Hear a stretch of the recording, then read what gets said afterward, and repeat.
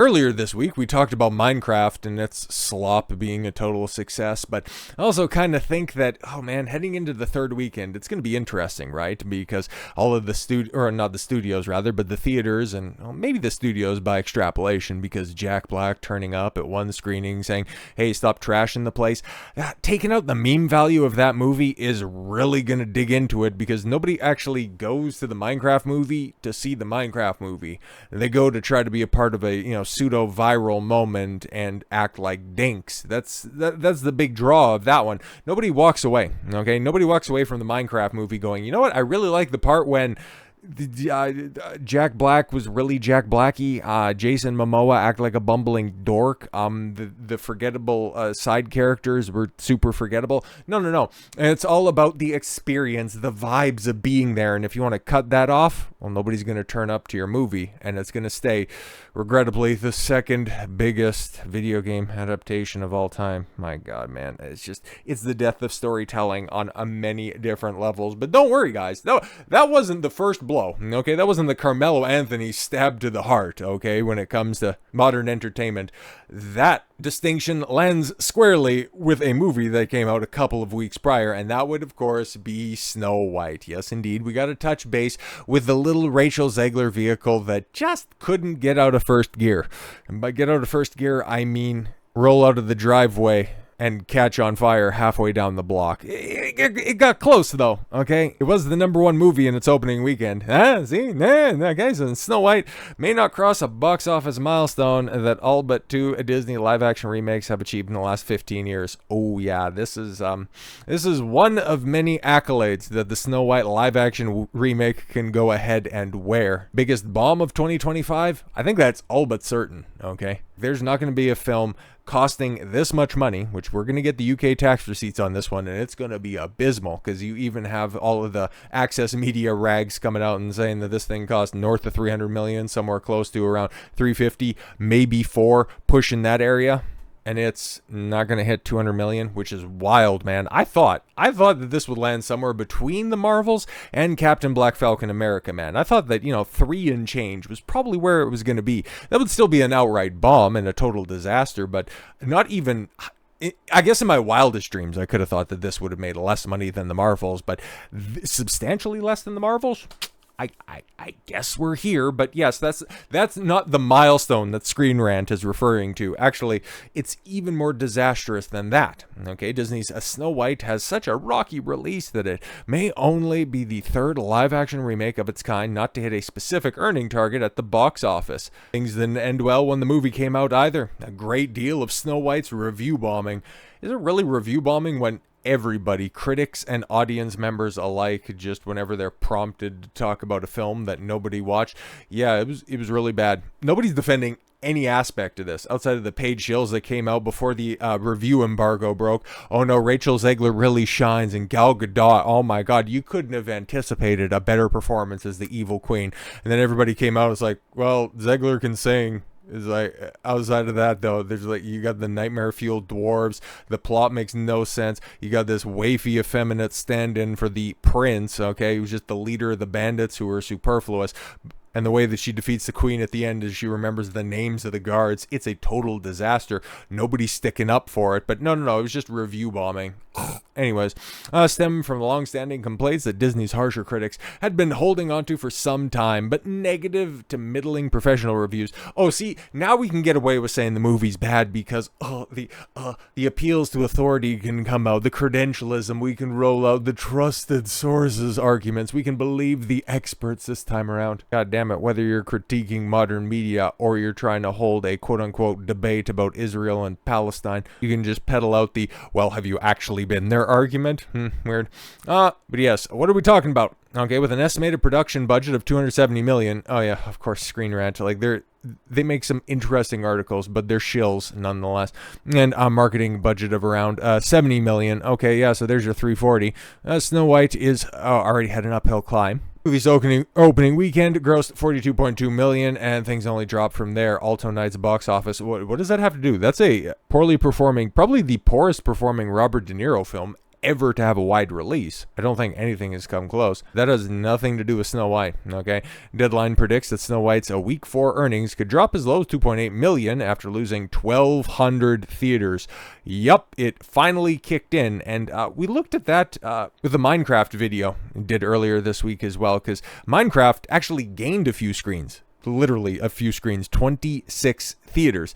Now, the way that I've heard this broke down before, it's like, okay, Snow White is just, it's been kicked out of 1,200 theaters. So where did the rest of those movies, or I'm sorry, where did the rest of those theaters go? Like, okay, there's going to be films playing on those screens. It didn't really show that anybody else really picked up that slack, but it could just simply be, kicking Snow White out of the theaters and giving Minecraft more showings, because it's making 4, and depending on the day, 5 digits per theater. Okay, 12,000. I think over the weekend, $13,000 or $14,000 per screening. It's like, okay, got to follow the money in this situation, especially when you're comparing and contrasting that against something that made at $99 in its 4th Monday. Ugh. Yes, this would bring the domestic gross to about 82 million, with the numbers reporting the current worldwide gross at $182.4 million. And I got Box Office Mojo pulled up right here, and they have everything accurate, at least the time of recording, through Monday. Okay, so we got the steep drop off on Monday. Tuesday is going to be a little bit higher, but bro, you take a look at this stuff. The Monday at $250,000, $252,000. The only thing that's actually higher than Carmelo Anthony's bail is the amount of money that Snow White pulled in. In its 4th Monday, $99. Bro, that is atrocious, okay? And it losing 1,210 theaters. That is still like 25. Imagine being one of those 2,500 theaters and you still have to show this pile of crap. But thank God, just for comparison's sake, I pulled up my local theater and there's one showing. There's one showing on the day throughout every weekday leading up to Easter. Holy crap. I don't know. Maybe they'll expand it a little bit for Good Friday and for the weekend. Maybe the holiday weekend will perform a little bit better, but no, I mean, bro, this is absolutely cooked. This is atrocious, okay? The domestic weekend, right? 2.9. We'll just round it up for fun.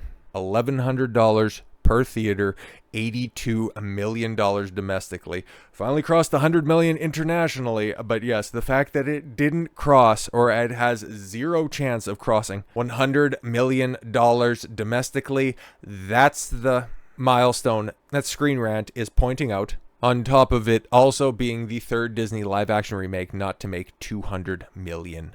And it's funny because the other two, one was Mulan, that was released day and date in 2020 on D+.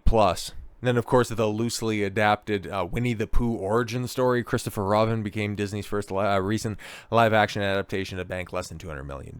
When the hell did that even come out? But it's a wrap. It's done, okay? It's going to lose more theaters over the weekend, because the moment that these theaters can go ahead and weasel out of showing this crap that is just not putting any butts in seats, if they can go ahead and give more showings to Minecraft, for better or for worse, they need to follow the money as best as they can, and they can only screen the stuff that's available to them. And they kind of have to strike while the iron is hot, because, boys, they're going to be touch and go come July. You better hope that, Jurassic World really does have that does have those legs, because Superman and Fantastic Four are really shaping up to be definite movies of all time.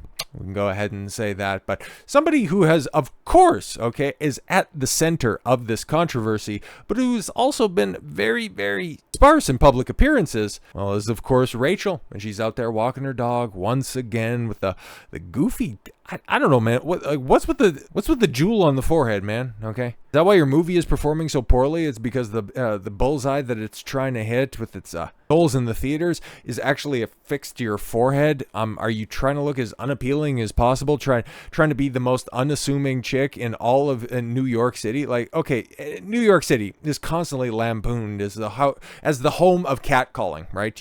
You can't be a somewhat attractive chick walking down the street without construction workers. Hey, toots. Say, how you doing? Okay, just somebody, stereotypically, like this is still the 1960s or 1970s, and you got construction workers hanging off of girders, telling other guys to check out the gams on that one, okay? But if I was to tell you that right there, that's Snow White, and I was also to show you the box office receipts, I think you would be initially shocked that Disney, okay, if you lived out, I don't know, if you're fresh on this planet, you haven't heard anything about Snow White beforehand, and I go, here you go, here's Snow White. You somehow know about the source material, but you don't know about any of the controversy. Just put you in that vacuum for a second. We're running with a hypothetical, okay? You know about Snow White, but I tell you this is live action Snow White. You'd immediately just be completely and totally befuddled. But then if you're able to put two and two together, and I show you that this is going to be one of the biggest bombs in Disney history, you would go, yeah, totally makes sense. So funny, right? Because your average person will go ahead and make that connection, but apparently Disney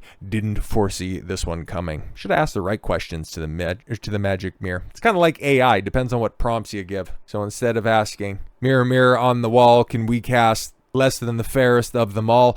They said, yeah, of course you can, but you forgot to ask the follow-up, is it going to make any money? And it's like, well, you want to turn a profit? Because it will make money, but just enough to be the laughing stock of 2025. So with all that said, thank you all very much for the gift of your time. I've been Don Consuelo. One should follow your gut and get after it. Take care, everyone.